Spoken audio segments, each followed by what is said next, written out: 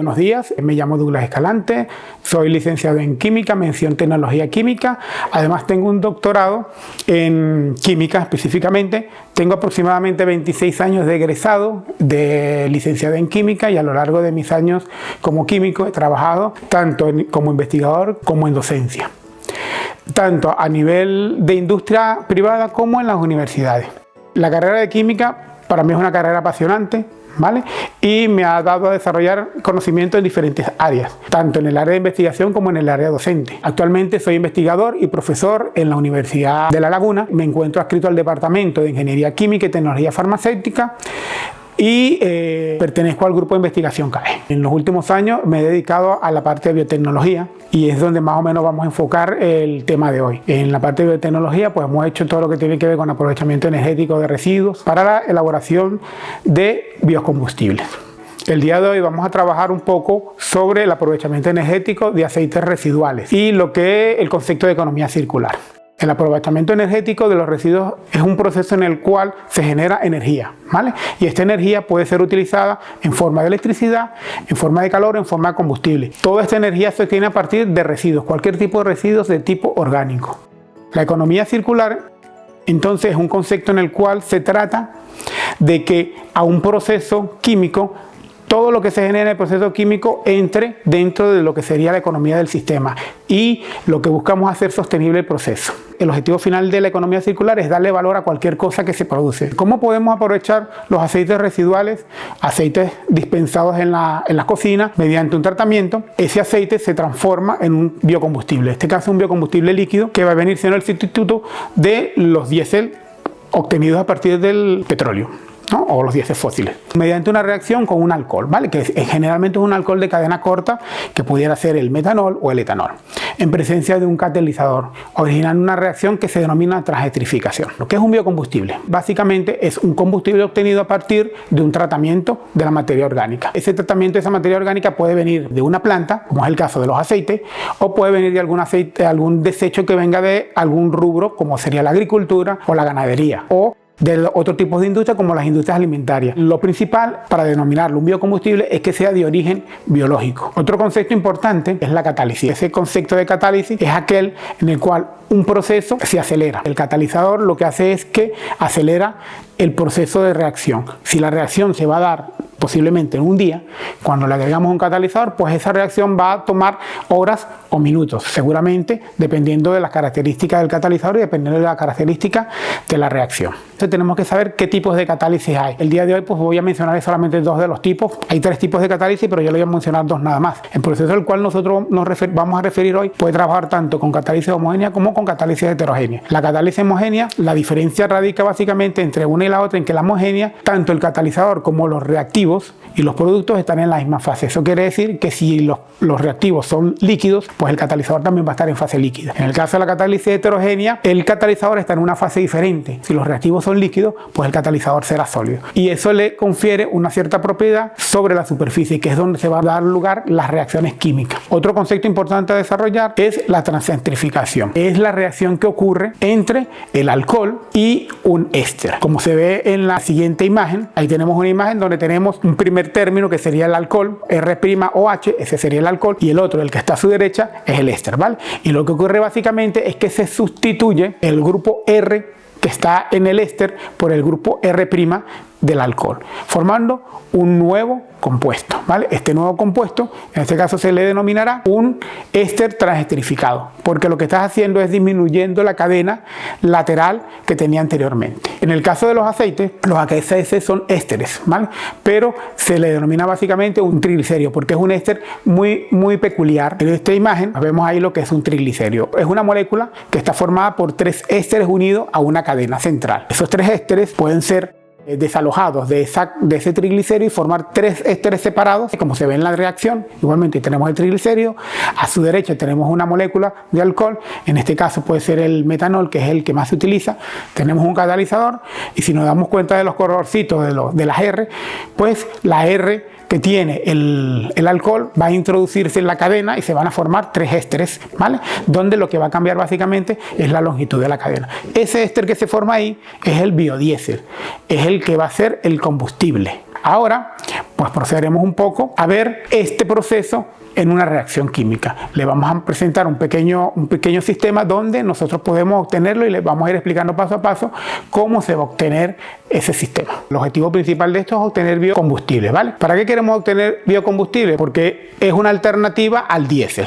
En este caso estamos trabajando con aceite de girasol, que no sería lo ideal, porque lo ideal sería trabajar con un aceite residual. La única diferencia es que el aceite residual deberíamos eliminarle todos esos pequeños residuos que quedan de la cocina, y en algunos casos que queda agua también en el aceite, pues tendríamos que evaporar esa agua para que cuando se haga la reacción no haya problema. Vamos a mostrarles cuáles son los materiales que vamos a utilizar. El corazón del sistema es el reactor, que sería esta parte de vidrio que tenemos aquí abajo, que está compuesta por una vasija, que es la parte inferior, y por una tapa, que es la parte superior. Si se dan cuenta, la tapa tiene 4 salidas. La salida central, por el cual se introduce una varilla de agitación, que es otro de los materiales que necesitamos, y 3 salidas laterales, en la cual en una de ellas va el termómetro, y tenemos 2 entradas más laterales por las cuales se pueden introducir los reactivos, y en una de ellas vamos a introducir otro de los materiales que vamos a utilizar, que es un condensador, un tubo que tiene por dentro otro tubo concéntrico por el cual va a ir pasando un fluido que va a estar a una temperatura diferente de la temperatura de reacción, y si alguno de los reactivos se evapora, el tubo lo que hace es que él se condense y vuelva a caer al sistema y no se pierda. Otro de los materiales que son los embudos de separación. Al final de la reacción aquí va a quedar los productos y van a quedar parte de los reactivos que no han reaccionado. Eso los introducimos en un embudo y hacemos la separación de los mismos. Aparte de estos materiales, que son los materiales básicos, necesitamos ahora los reactivos. El reactivo principal es el aceite, que puede ser aceite de procedencia animal o de procedencia vegetal. El alcohol, en este caso utilizaremos el metanol. Unos pequeños envases de vidrio y el catalizador. Aunque lo que tengamos aquí sea sólido, la sosa o el hidróxido de sodio, cuando nosotros lo coloquemos en el sistema va a pasar a fase líquida, se va a disolver, entonces se considera un catalizador homogéneo. Esta parte inferior es la parte de calefacción. Una vez que empieza a calentar, lo primero que tenemos que introducir es el aceite. Vamos a tomar unos guantes porque es necesario tener seguridad ante todo para que no vayamos a tener problemas, que nos vaya a caer en las manos y nos pueda quemar o irritar. Vamos a proceder a introducir la cantidad necesaria del aceite dentro del reactor y colocamos la cantidad que necesitamos. En este caso, las proporciones que uno generalmente utiliza es 6 partes de metanol por 1 parte de aceite, ¿vale? Para este caso vamos a trabajar con aproximadamente unos 40 mililitros. Los vamos a introducir con ayuda del embudo en el reactor, ¿vale? Teniendo cuidado que no se nos derrame. Introducimos una pequeña cantidad de sosa, el 10% en peso de la cantidad de líquido que hemos introducido. Para este caso, aproximadamente 4 granallas, que son como especie de unas esferitas de la sosa, la introducimos. Ya eso ya está calentando. En este momento pues podemos encender la agitación. En este caso, la cantidad de alcohol a agregar, si dijimos que era aproximadamente 6 veces el aceite, si agregamos unos 40 de aceite, pues tendríamos que sacar la relación equivalente al alcohol. Si son 6 veces, serían 240 mililitros aproximadamente. Pues tendríamos que agregar más o menos esa cantidad. Hay que tener un poquito de cuidado porque esto generalmente, como es tan volátil, tiende a salirse. Pues agregamos la cantidad de alcohol necesaria dentro del reactor, manteniendo la agitación, ¿vale? Y hay que tener en cuenta que el volumen que se agregue no sea superior al que soporta el reactor. Este reactor aproximadamente soporta unos 150 mililitros en total, ¿vale? Ya agregamos una primera tanda, ya con la siguiente tanda pues ya tendríamos completado la cantidad de alcohol necesario, ¿vale?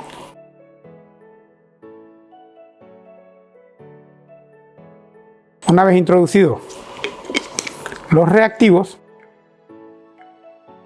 ¿vale? Ya tenemos todo esto listo, pues hay que colocarle el condensador, ¿vale? Él lo que hace es mantener todo dentro del sistema. El condensador debería estar conectado al reactor por la apertura que tenemos aquí, lo conectamos tranquilamente, por las mangueritas va a pasar el líquido y él va a empezar a calentarse la solución y se va a evaporar seguramente parte del metanol. Esto lo que evita es que el metanol salga del sistema y se mantenga dentro. Cuando la temperatura de la solución, que la estamos determinando por el termómetro, llegue a la temperatura de reacción, a partir de ahí contamos el tiempo que necesitamos. Transcurrido el tiempo de reacción, pues ya lo que procedemos es ahora a desmontar todo y tratar de separar las dos fases que se van a formar. Entonces comenzamos al contrario de lo que hicimos anteriormente. Lo primero que tenemos que hacer es apagar la agitación, desconectamos la manta, ¿vale? Para que ya no caliente y con cuidado porque está a 60 grados, pues comenzamos a desmontar todo poco a poco, ¿vale? Sacamos condensador. De igual manera hacemos con el termómetro, lo colocamos por un lado y esto, como es movible, pues lo podemos mover completo. Esto nos va a permitir que se libere un poco el reactor. Y aquí lo único que tenemos que hacer, con sumo cuidado, quitar la bisagra, sacar el vaso. Como ven, tenemos nuestro biocombustible. Aquí arriba está la fase que sería, en este caso, el combustible, y en la parte inferior se ve algo un poquito más clara, la siguiente fase que sería la glicerina. Puede tener glicerina y puede tener restos del alcohol que no ha reaccionado. Pues eso lo tratamos de colocar en el embudo. Lo he colocado aquí de forma auxiliar y lo que tratamos es con un pequeño embudo nuevamente introducir todo el líquido. Algo importante, hay que asegurarse que la válvula esté cerrada, ¿vale? En esta forma está cerrada. Cuando está en perpendicular al tubo está cerrada, si estuviera en paralelo pues estuviera abierta y se derramara todo. Entonces aquí con cuidado introducimos,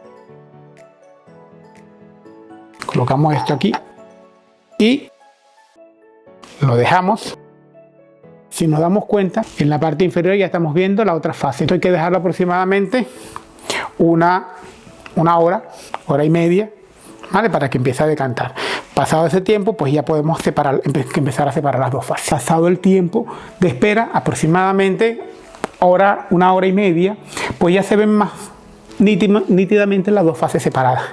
Aquí se puede apreciar con más claridad ambas fases. En la parte superior, que es la parte transparente, sería el biodiesel, y en la parte inferior, que es hacia amarillo, más bien tiene casi el mismo tono que el aceite, es la glicerina, ¿vale? Ahora, ¿qué procedemos a hacer? Procedemos a sacar por la parte inferior la glicerina y que nos quede en la parte superior nuestro biocombustible. Importante, cuando se vaya a colocar, pues lo sacamos con un pequeño vasito de la zona inferior para que no vayamos a derramar. Como está muy lejos, pues nos podemos ayudar de la movilidad que tiene la pieza y lo ponemos lo más cerca posible.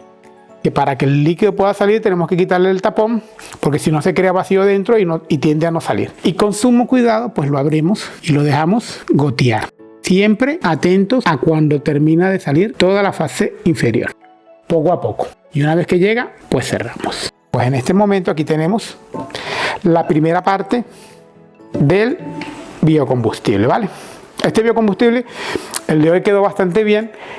Por lo general, cuando se hace el proceso de obtención de los biocombustibles, dependiendo la calidad que tenga el aceite, pues puede quedar un poco diferente, puede quedar más blanco, puede quedar más bien hasta en forma como si tuviera una pequeña espuma. Eso es normal. La espuma lo que indica es que ha habido una saponificación en el medio y se han formado pequeños jabones, ¿vale? Y todo eso hay que irlo eliminando, ¿vale? Entonces en este momento, pues bueno, se quedó bastante bien, pero aparte de todo el proceso que hemos hecho, pues habría que purificarlo un poco, ¿vale? La purificación, ¿cómo se lleva a cabo? Como hemos agregado una base al medio y como tenemos alcohol, pues una de las cosas que hay que hacer es neutralizar la base. ¿Por qué? Porque seguramente quede algo disuelto del ese medio básico dentro del biocombustible. Entonces habría que hacerle pequeños lavados con una solución de ácido fosfórico. En este momento, en esta etapa, se llama un biocombustible, porque para que se denomine un biodiesel tiene que cumplir ciertos parámetros. Y luego ese biodiesel, pues ya nosotros lo llevamos al laboratorio y se le mandan a hacer los análisis que tenga que hacérsele para verificar ya su calidad. La calidad consiste en que tenga una concentración en estos ésteres de alrededor del 96% y otros ciertos parámetros que son parámetros analíticos que me va a decir que ya se puede ser utilizado. ¿Qué podemos hacer con este biodiesel? Una vez obtenido, pues bueno, ya se podría utilizar en motores de combustión interna, ¿vale? Que utilicen diésel convencional. En la actualidad, es verdad que no se utiliza el biodiesel solo, porque por normativa europea, la máxima cantidad que se puede utilizar de biodiesel en un coche es de un 20%. Eso quiere decir que lo que se hace es que se toma este biodiesel que se fabrica en forma de reacción o en forma química, se mezcla con el diésel ya existente, ¿vale? En una proporción 80-20, y eso es lo que va a los motores, ¿vale?